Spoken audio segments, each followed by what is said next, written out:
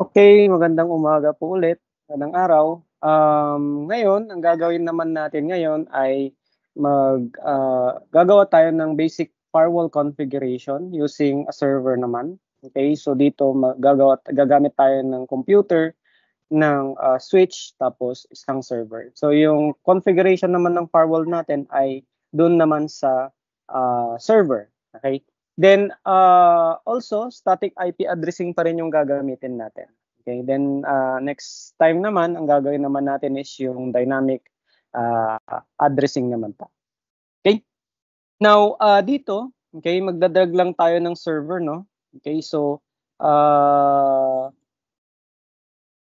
'yan, okay. So, click natin yung end devices tapos mag-drag tayo ng server dito. Then mag-drag din tayo ng computer, for example, dalawang computer. Okay, and then dun sa gitna nila ay gagamit tayo ng switch. Okay, so i-click lang natin yung switch, eto. Okay, so drag lang natin yung switch. Okay, so ang gagawin natin ngayon is iko-connect natin yung ating, server, sa switch natin, then switch natin dun sa ating mga computer. Okay? Then, gamit tayo dito ng, automatic na cable, 'yan. So, pick tayo ng automatic na cable, 'yan, okay.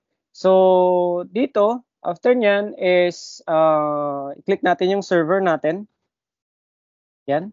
And then wait lang, hindi makita. Okay, then, punta tayo ng desktop, okay. Then IP configuration, then, piliin natin ng static pa rin, okay. Then dun sa IP address natin gamit tayo ng type C. Class C, okay, 192.168.0.1 for example. Then yung kanyang subnet mask is 255.255.0. Okay? Then, close natin ito. Okay, then punta tayo sa may, for example, lagay natin yung note dito natin, 192.168.0.1. Okay, so check muna natin kung tama. Check muna natin kung tama ba yung, ayan, 192.168.0.1. Okay? Then, next is punta tayo sa may PC0. Then, punta tayo sa may, desktop din, IP configuration, okay, then static, tapos lagyan natin dito 192.168.0.2. Okay? Then, yung kanyang ops, 192.168.0.2. Okay? Then, yung subnet mask niya. Okay? Then, yung sa default gateway, ang ilagay natin dito is yung, ah so wala tayong lalagay. Okay, so ganyan lang. Okay, so wala tayong lalagay na default gateway. So yan, 192.168.0.2. Okay, close natin yan. Okay, then dun din sa pangalawang computer, okay, desktop, then lagyan natin static 192.168, 192.168.0.3.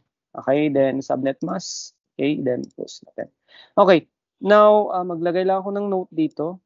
192.168.0.2 and dito naman 192.168.0.3. Okay. Then next, after that is, i-click natin yung PC0. Okay, try natin kung meron silang connection, no?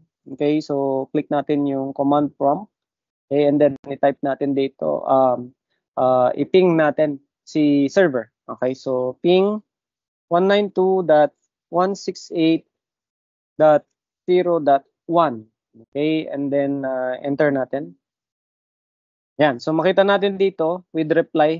Okay, now next is, so makita natin meron siyang reply. So there is a connection between the, pack, ito natin. So for example, try natin ito from the here PC0 to PC, to server. Makita niyo diyan successful yung kanya connection. Okay? So now ngayon is magko-configure tayo ng firewall natin sa server. So click natin yung server natin, then click natin tong firewall. Then make sure to it na i-on nyo lagi yung firewall muna bago maglagay ng, rules. Okay, then action natin. For example, mag-set tayo ng action natin. First is deny natin ang ICMP.